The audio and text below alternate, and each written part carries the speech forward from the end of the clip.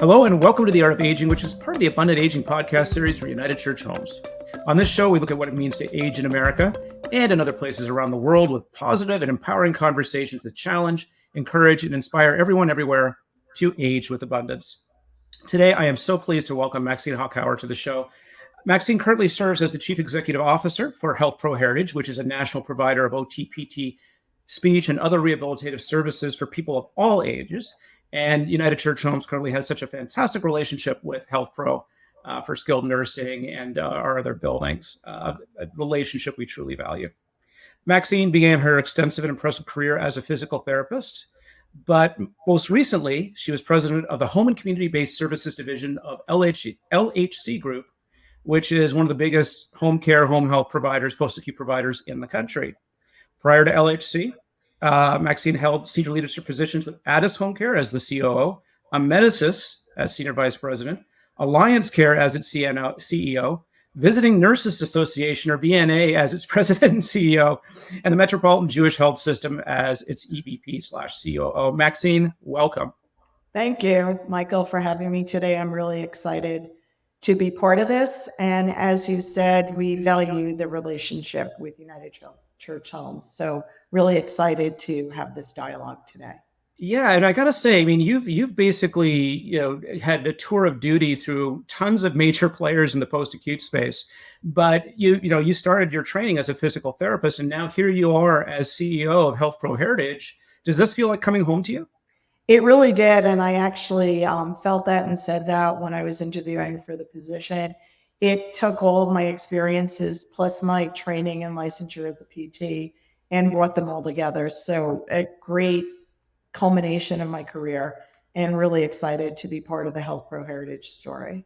Yeah, and I'm someone that's definitely passionate about the world of physical and occupational therapies. We certainly explore a lot of innovations together as organizations, including things like dual tasking exercise, gamified exercise, all these little things. But what's it like to work with someone and work with somebody over time to achieve these rehabilitative goals and to actually see them make progress? Or what's it like when they recognize that they're making progress? It's truly rewarding, and I don't know that there's another word that I could describe.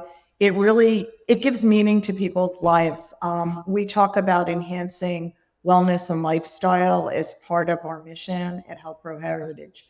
And that's really what we're trying to do. You take the person from where they are, and whatever we can do to improve their daily activities, what they do each day, their ability to accomplish something, that really is what we're attempting to do.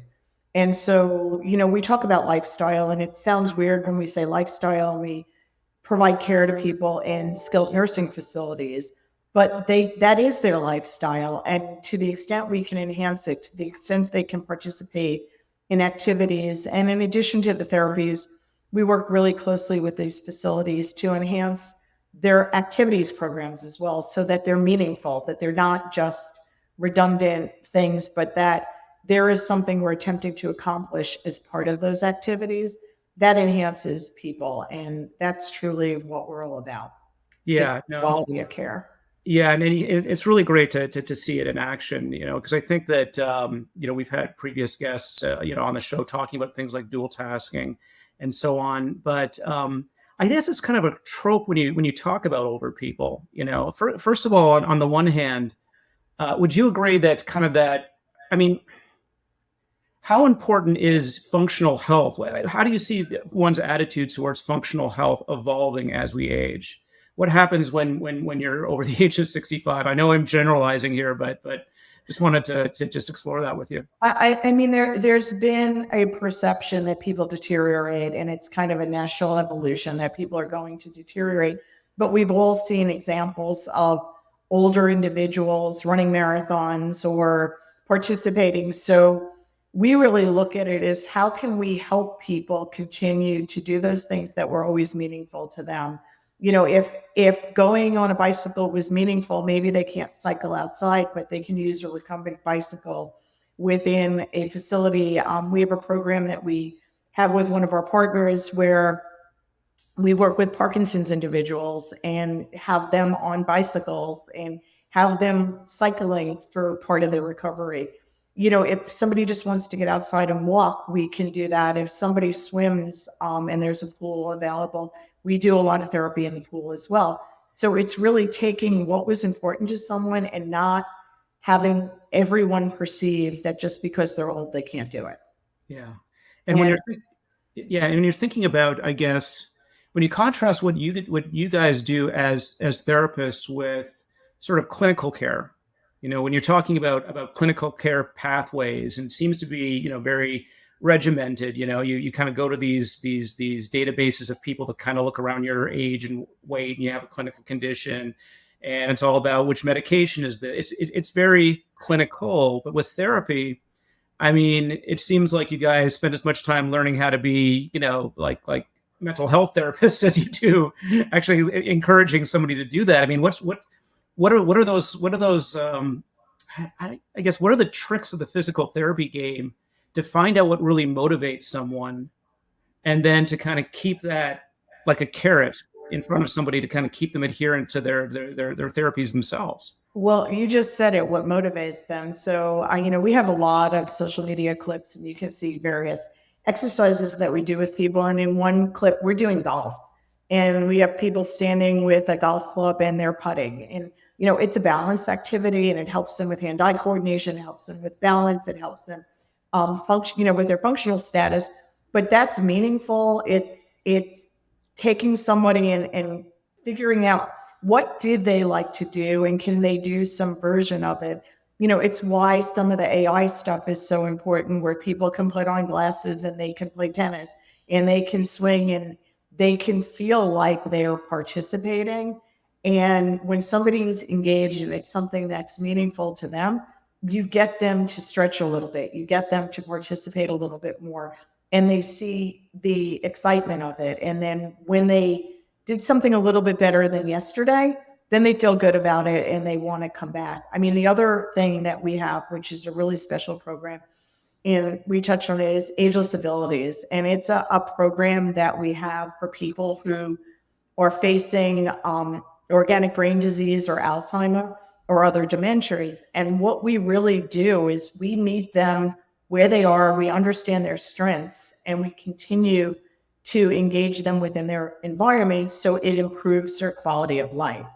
And so we don't just look at people and say, oh, they have dementia and they can't participate. We keep enhancing what they're doing based on where they are at that point. And so that's why we call it ageless abilities. There's no age, there's no status, but we look at where someone is and we say, let's enhance their ability to do things. No, I absolutely love that. And I think, you have to set a, obviously, you can't go back to who you were when you're in your 20s, but is it true that you can regain strength and flexibility at any age? Yes, you can continue to gain strength and flexibility. I mean, that's really what we're doing. We look to try to get people to improve.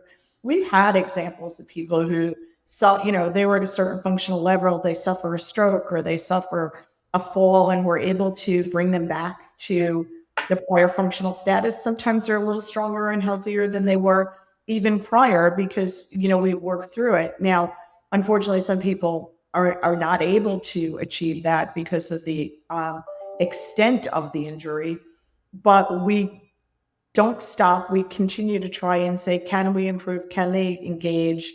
What will allow them to engage with friends and family or other people within the setting that they're living?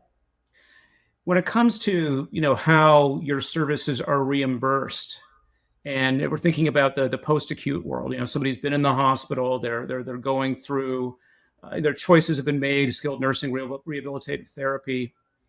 Do you feel that therapy is underrepresented as an opportunity in post-acute care?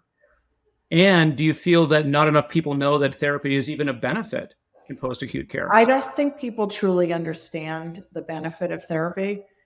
Sometimes you'll hear people say, oh, they just walked me down the hall, or they really didn't do anything with me. And people don't realize that you get the most out of it if you make it functional. But when you make it functional, people, undervalue it, and they don't necessarily feel value. I think right now, there's a lot of things therapists can do in terms of the holistic approach to the individual, particularly when they're in long-term care or they're in senior living, so that I don't think it's valued the same way, nor do they value the lens that a therapist looks at someone. So we do a lot in the senior living space, and we'll do functional assessments, we'll do comprehensive assessments with individuals.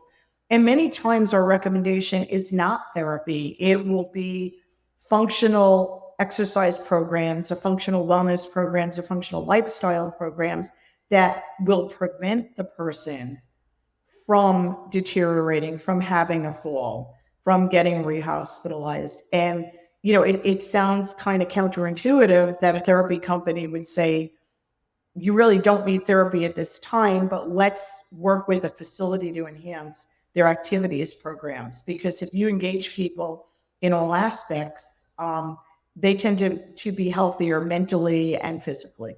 What percentage of the work that you do is in a facility, and what percent is actually in the homes of the people who are your is it better to say patients or clients? I use the word clients. It's just historically the way I've been trained. In certain cases, yes, they are patients. They're patients in a long-term care facility. The percentage varies depending on the setting. So if we're in a long-term care facility, there's some, certain people that come down to the gym if they're capable of. Other people have to get bedside treatment because of the stage of their illness. Our preference is to bring people into the gym in both, in any of our settings so that they can make use of all the other, the other adaptive equipment that we have, or bicycles that we have, or stairs training, and, any of the training equipment that we have. So it's really our goal is to get somebody out of their room and to walk, and to really the goal being community activity. Can somebody return to their community? That community may be an independent living, or their community may be the long-term care setting, but can they get out of their room and not necessarily just be bedbound and stuck in a room? Just something just popped in my head when you said the word stairs. Now, there's a lot of tropes when it comes to people that are older in their 80s and their 90s and so on about, one is what we covered that already. It's like kind of like the, you can't regain strength or flexibility or what have you. I think the, stairs is always something, I want mom to move out of the house, her house, because there's all those stairs in the house. So I guess on the one hand, knowing what stairs do for those key muscles, core muscles, leg muscles, things like that, you'd want somebody who is used to climbing stairs to kind of continue climbing stairs, right? You would want them to continue. In some cases, you have to look at the stairs. I mean, and people's homes are built in all different, stages and times over time. And, I spent a good portion of my career in home health. So I've been into lots of different homes that, you go in, you could drive down the street and you go to a lot of different homes, and some of them are not conducive. Others are a bit more conducive to getting somebody. There are adaptive things like chair lifts and stair lifts and stuff with chairs that you can do so that someone is not functionally homebound. Particularly where they're functionally homebound. By that, I mean, they can't get out because they can't get out of the stairs. So they could walk around, but they're stuck in their house. So that's where, you have to be creative in that sector, in that of post-acute in the home care arena, to say, how can we get somebody potentially out of the house? Because stairs can be problematic. Doing stairs alone can be problematic. Balance, if the step is not long enough or wide enough, it becomes a little bit too steep sometimes for individuals. No, understood. I think we had a previous episode, we were talking about home safety, and some people have just even the little things, right? When it comes to home safety and those adjustments, the height of a chair, the height of a commode, the height of your, the fact you may have a stair runner. But if you're helping someone, your foot may go half on the stair runner and half off the stair runner. I mean, there's a lot there to unpack. But I'll tell you where my mind is going now is I'm going to throw some numbers at you just to kind of underlie, I think, for listeners, really the importance of, or at least this was my light bulb moment when it came to the importance of OTPT speech therapy. I think the Commonwealth Fund puts out stats on patient profiles and what they cost the healthcare system. And I think I'm going to hopefully not screw this up. If you have 3 or more chronic conditions, you probably cost the healthcare system about 50% more on average. if you have 3 or more chronic conditions and a functional limitation, so trouble with walking or dressing or transferring or things like that, you cost the healthcare system about 330% more on average because you trip and you fall and you go to the most expensive site of care, which is the hospital. And it just occurs to me that, and let me see, I think that's that 3 or more chronics, functional limitation, that's about 5% of US patients, but they consume about 25% or almost 25% of all healthcare spending.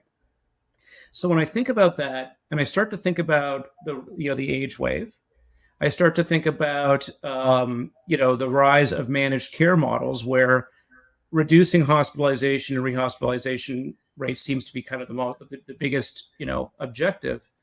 I mean, therapy services like the ones you provide, I mean, I would say are pretty essential in terms of a holistic managed care offering. And have you guys started doing? Are you guys involved with that? Have you modeled that out for what HealthPro is doing? We haven't fully modeled it out. I mean, I think there's a number of value-based care initiatives which go into what you're talking about from the MA side and from the Medicare side. They tend to be more on the facility and less on therapy's contribution to measuring it out in terms of value-based care. But when you look at value-based care, you start looking at quality measures, falls, pain, mobility scores. You're correct. Therapy has a direct involvement in those initiatives. I think, the concern is it used properly for those people where it's quote maintenance or the long-term care stays, where by providing a certain amount of therapy, we can reduce falls, which then reduces the cost to the system, makes the person more healthier. We can address their pain. If they're in pain, they don't necessarily participate to the fullest extent that they can because there's pain limiting their movement or pain limiting their ability to participate. And if we enhance their mobility just by getting up and walking and moving, your whole body functions better. And so it's really important. It hasn't been quantified. And here's the total value that therapy alone can provide. Unfortunately, as MA plans start looking at some of it, they're looking at their relation to the facility, less so to the interaction directly with the therapy company. Yeah. Yeah. And when you talk about it, it just sounds like naturally you do work with, I mean, managed care is supposed to be a team-based approach. You're supposed to be working with other providers. But because you see, or because you work with things like motivation, you work with things like even dietary changes, you see the relationship between medications and risks of falls and things like that. So is it just a natural for companies like yours to try to work with other providers?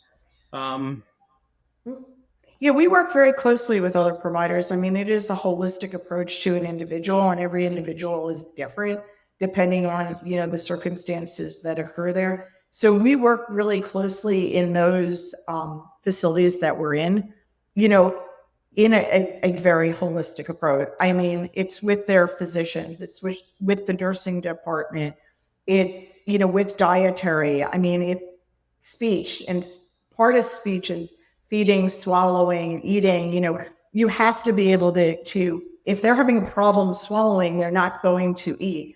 If you're only giving them soft foods and the person finds it completely unappetizing, they're not going to eat. So then they become malnourished, or they're not eating adequate, nutrition in order to do the things that we're looking to do. So it's all very interconnected. You can't just look at one thing and say, oh, they have to eat more. Can they swallow? Are they foods that are appetizing? How can speech help with that? What's the oromotor functioning that enables them or prevents them from eating?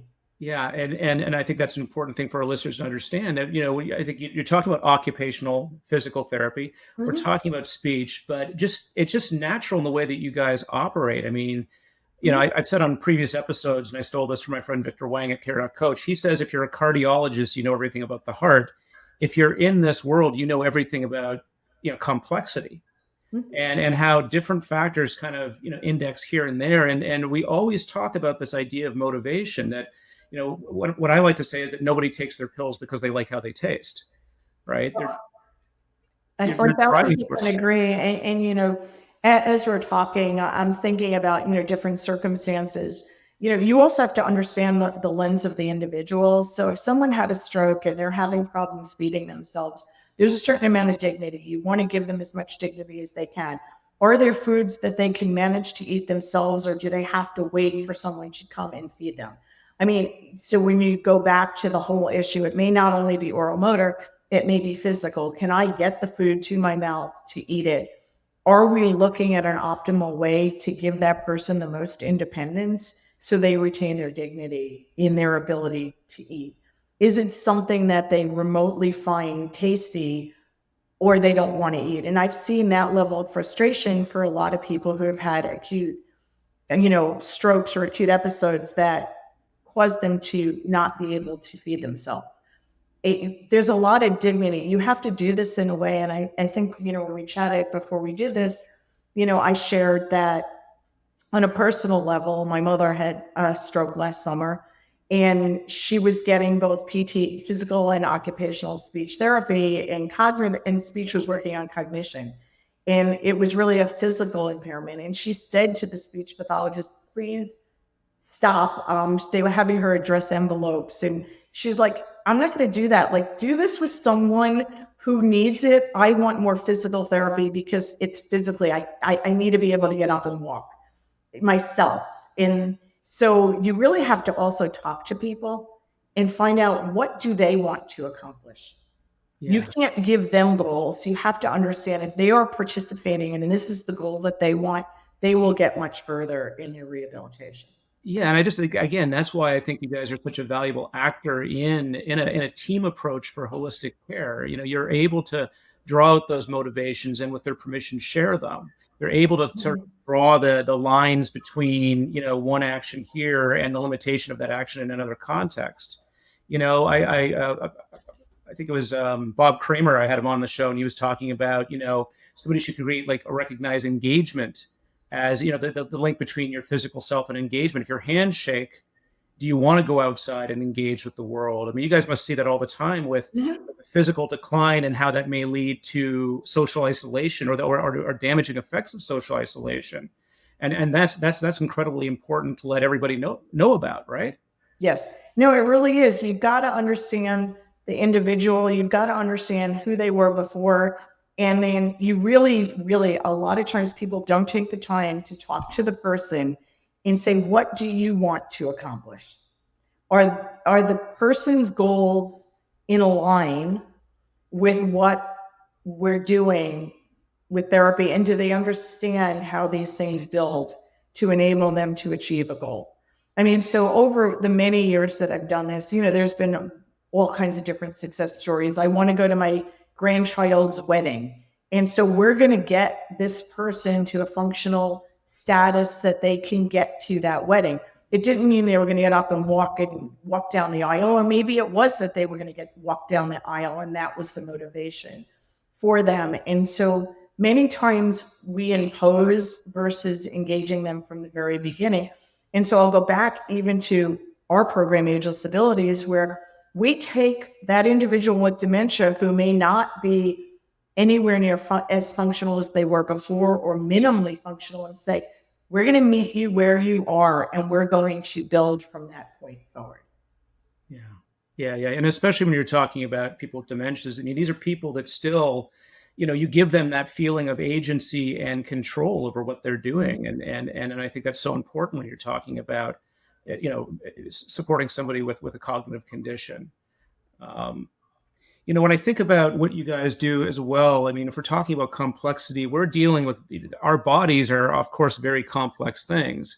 And outside of the clinical world, we talk about just working with hands and feet. And when you look at the structures of that, you see just how amazingly lucky we are to have these complex things that just seem to work all the time. And here you are kind of diving into not only just this mind state and designing a program that's right for someone's motivations, but you also have these physical conditions to deal with. And we're seeing so many interesting things with innovation in our space now, especially with AI and so on. I know that, I visited with your staff a few weeks ago, and one of the gentlemen, just demonstrated just sort of an AI hand assessment tool. And for people on videos, imagine that, AI is sort of like tons of different like lines and triangles and all this, like looking at the movement. I mean, this is well. First of all, let me ask you this: what have you seen out there that you think is really going to change the game? And it may not be perfect right now, but let's say something that's either AI or another technology. What are you excited about in terms of innovation?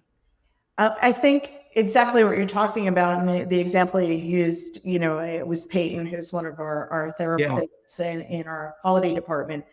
The ability to use AI to enhance someone's capacity to function or to move. So we might not have been able to give that individual the ability to move their fingers in that way or feel their fingers moving, but through AI we can. We use AI, we use technology to identify people at risk of falling and through an assessment.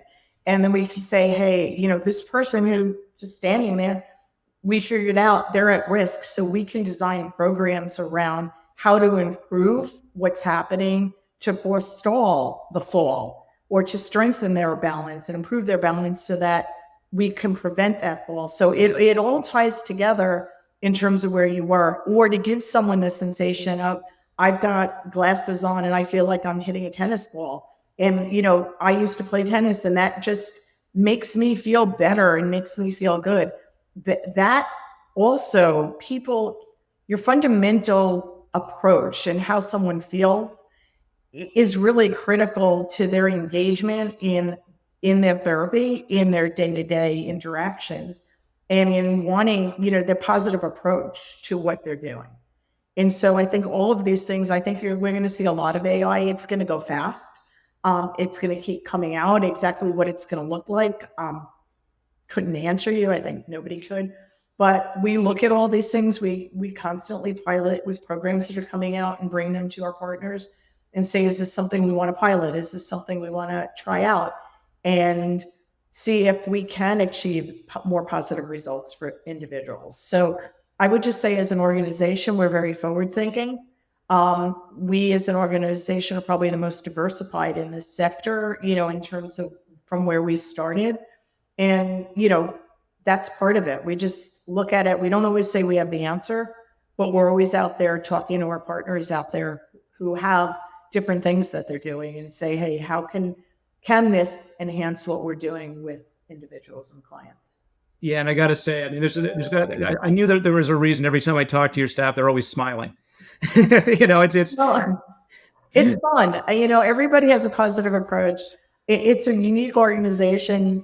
Most of our leadership are therapists of the various disciplines. And so part of what our goal is to be where therapists want to work because it is fun. And we've had a lot of people who've been here for a long time, new people that have come in. I think, people are excited about the organization and they smile because they enjoy what they're doing. What's exciting you most about HealthPro Heritage these days? What do you if this was the end of, let's say, 2025 and you were just saying, oh man, we did such a good job this last year and a half, what comes to mind? We have a super group of clinicians where, you're always only as good as the people on the front line. And we've got great frontline clinicians that really care about what they're doing and are super passionate. And as a result, the quality of what they do is phenomenal. And that builds on itself. That quality has created a reputation. And we've been growing pretty quickly. And so, end of 2025, want to continue with the growth, want to continue to serve more people and help people just live a great life. That's awesome. That's awesome. Well, I mean, you're busy. You've been generous with your time. Thank you so much, Maxine. But we always do ask our guests 3 questions about their own experience with aging. And is it okay if I ask these of you? Yes. Okay. But before we ask them, though, if somebody wants to find out more about HealthPro Heritage, where can they look? They can go onto our website, healthproheritage.com or HealthPro Pediatrics. We do serve kids. We have a large division that serves pediatrics as well as adults. So it is post-acute and, non-hospital care. But we actually shouldn't even say that because we do serve some hospitals and provide therapy. there as well. So therapy for people of all ages. So they can go on our website. Awesome. HealthProHeritage.com. Okay, 3 questions. Okay. Maxine, question number 1. When you think about how you've aged, what do you think has changed about you or grown with you that you really like about yourself? I think what's grown, I've always been into exercise. I think I've continued to expand that and add other exercises into my repertoire. I still think of myself as 20. Yeah. Sorry about it. So keep pushing. I've always been extremely active and really now focus more on how do I maintain that level of activity. I think there's more of a recognition that if you stop, sometimes you may not be able to regain it. So understand that. Very good. Well, I guess that leads into question number 2, which is, what has surprised you the most about you as you've aged? I never thought I'd get tired, but I do. Don't have the same capacity, but I continue to push. So, there was a balance for me. I was one of those people that had like 4 hours of sleep, and I've actually taken naps occasionally. So from 4 hours of sleep a night to taking the occasional nap. Okay, I get that. But yeah, you can definitely feel it. I mean, but so yeah. And then our third question is there someone that you've met or been in your life that has set a good example for you in aging? Somebody that has inspired you to age with abundance? I'm actually going to say my mother, who people who know me know. She has had many physical ailments where we actually thought that was it, like a fall where we thought she'd be wheelchair bound, and a stroke where we literally didn't think she was coming into the hospital. And, has she lost a lot of function? Yes, but she walks around with a walker and she plays mahjong and canasta and reads books, and is going to be 90. So, yes, I think she's aged. When I look at that, I said that's pretty gracious aging, considering her parents died at a young age. So. Sure. I bet you she only sleeps 4 hours. Or I bet you in her past, she was one of those people that only slept 4 hours a day. And she still goes on a recumbent bicycle every day. That is so cool. That is a great example. And that, you know what? And she's not doing anything extraordinary. No, it's not. It's just within her scope of, and her answer is, well, it's because I exercise every day that when I've had these problems, I'm able to recuperate. That's it. And that's something, personally, that I hope that I can achieve for myself with my loved ones as I age. It's just normal aging. And I love the fact that your mother is such a great example of normal, healthy aging. Wonderful. Yeah. Maxine. Well, thank you. Maxine Hochhauser, thank you for being a guest on The Art of Aging, which is part of the Abundant Aging podcast series. But the biggest thanks is to our listeners. Thank you for choosing to take the time to listen to this podcast. And we want to hear from you. Have you had positive outcomes from rehabilitative therapy? What exercises do you do that sustain you over time? What are your hopes for yourself as you age? And how do you relate your sense of function to your sense of self? We want to hear from you. Visit us at abundantagingpodcast.com to share your thoughts and ideas. You can also give us feedback when you visit the Ruth Frost Parker Center website at www.unitedchurchhomes.org/Parker-Center. Visit HealthPro Heritage at healthproheritage.com. And please tune in for another episode of The Art of Aging. We have many, many available, and that's at abundantagingpodcast.com. Thanks for listening, and we'll see you next time.